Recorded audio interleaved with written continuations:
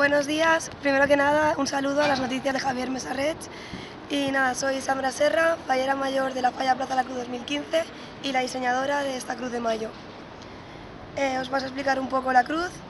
Este año hemos querido hacer un homenaje a las madres coincidiendo con el Día de la Madre y la festividad de la Cruz de Mayo, y nos hemos centrado en la idea de reflejar el esfuerzo y el valor que tienen las madres, buscando nuestro significado de nuestros barrios marítimos, haciendo una metáfora con las perlas, que es uno de los frutos más bonitos que nos da la mar.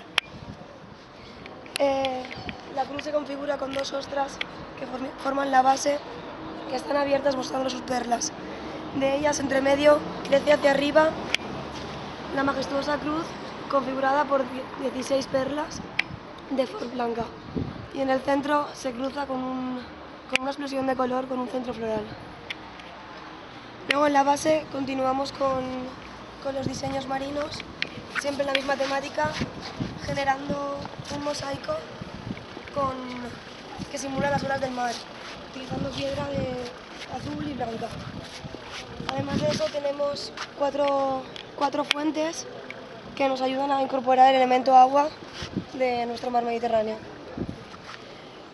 Acompañando las fuentes y la cruz, tenemos elementos vegetales como son musgos marinos y dos centros florales con helechos y flores también siempre marinas, siempre buscando seguir con nuestra temática. Y este es nuestro pequeño homenaje. Muchísimas gracias, Sandra, por esta explicación y bueno, y desearos lo mejor para este concurso de Cruces de Mayo 2015. Muchas gracias, tenemos mucha ilusión.